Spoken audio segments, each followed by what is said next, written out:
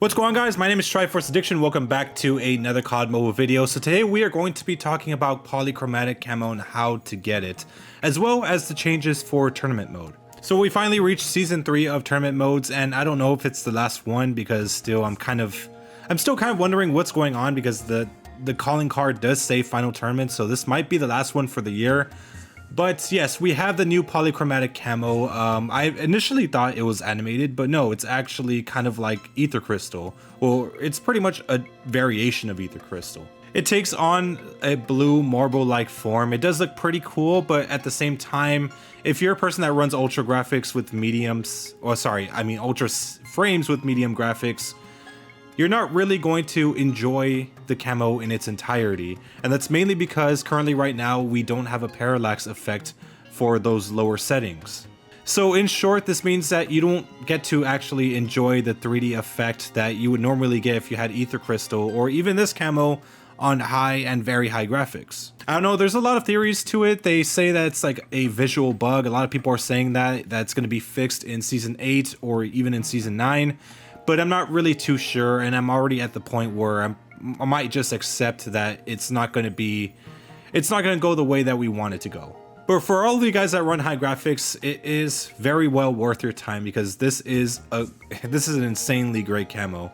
I would say that it competes very well with ether crystal. But given the state of the camo in lower settings, I did want to reconsider doing the tournament, because I didn't really think it was going to pay off at the end. But I'm one of those people that are, I guess, hopelessly optimistic, you know? Like, I kept up hope for a long time that Damascus and the rest of the completionist camos were going to be on blueprints, and eventually it did pay off. The same went for ether crystal, but maybe not in the same exact way. So there is still a chance that we might actually get that parallax effect at some point, but I'm not holding out too much hope, but I still believe that it might happen. So for the time being, polychromatic and ether crystal are going to take a back seat on my weapons for maybe about 2 seasons. Hopefully, like I said, it gets fixed in season 9. But you know, earning the camo works the same way as it did with Glacial Ripple and Red Sprite, obviously. Of course, if you want to pay that 400 COD points for the premium milestone, you can. You do get the opportunity now to get Glacial Ripple as well as Red Sprite on guns that you may have missed previously. So the exact moment that you buy the milestone, you're going to have the option to choose 3 different selectable crates.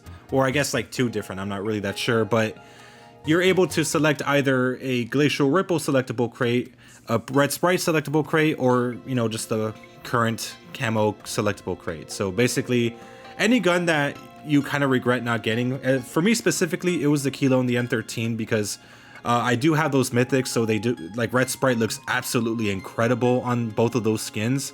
So yeah, I did kind of miss the opportunity to get 2 more polychromatic camos, just for the sake of getting 2 Red Sprites on 2 weapons I really just wanted. So yeah, you have more options this time around. So I personally thought that this was a great feature, but this kind of solidifies the fact that this might actually be the final camo, or I guess the final tournament, because normally in the past tournaments they don't give you that option. Of course, they could have just thought of it on the fly, but I mean, if this is the last one, they're probably giving you as many chances as possible to get those camos on guns that you may have missed.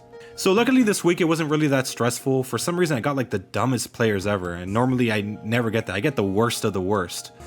But it was a little bit more merciful because it was free-for-all, so we didn't have to do gunfight or any stupid you know, game mode. It doesn't really take you that long. Of course, if you're a solid player, it's gonna take you like maybe an hour, because really all you have to do is just get 3rd place and it still counts as a win. Also, this time around, you're going to be earning a lot more polychromatic camos for your weapons, and that is mainly because in tournament mode, you do earn those little themed crates that typically would give you like blueprints of like melee weapons that don't really have anything to do with the main camo of the tournament. But this time around, they filled the crates with like just all the melee weapons, so you're able to earn polychromatic camo on all of them pretty quickly. I'd say within this first week, I already got polychromatic camo on the majority of my melee weapons. In my personal opinion, I don't really think it was necessary to do that, because the season's going to last way longer, and I'm assuming that the next one's going to last 35 days as well. So I don't really see the reason as to why they had to do that. But I guess it was probably because no one was actually getting polychromatic camos on their melee weapons. They're probably getting it on their guns more than anything. When it comes to me personally, I don't really think I've ever gotten a Glacial Ripple or Red Sprite for any of my melee weapons, and that's just mainly because I don't use melee weapons that often. The only time I ever do is if a new one comes out and I'm trying to grind diamond for it. So at the end of the day, like whether or not it's worth getting it, it's really up to the player.